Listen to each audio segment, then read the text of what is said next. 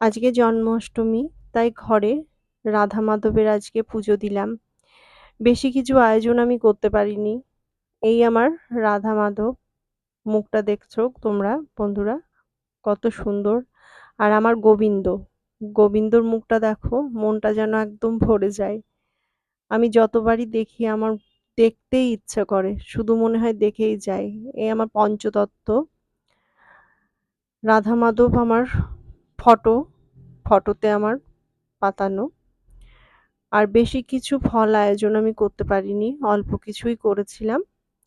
ঘরোয়াভাবে যেটুকু পেরেছি দিয়েছি। আর একটু তালের বড়া করব বলে তাই বাজার থেকে ২ টো তাল নিয়ে এসেছিলাম। কিন্তু আমার হাত ব্যথা বলে আমি বেশি করতে পারিনি, একটা তালেরই বড়া করেছিলাম। আর তালের বড়াগুলো দেখো কত সুন্দর ফুলছে দেওয়ার সাথে সাথে।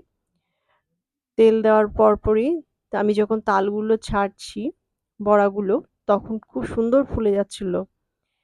আর এত সুন্দর হয়েছে, দেখতেই পাচ্ছ তোমরা, একদম গায়ে লাগেনি কিন্তু। এই আমার কমপ্লিট তালের বড়া।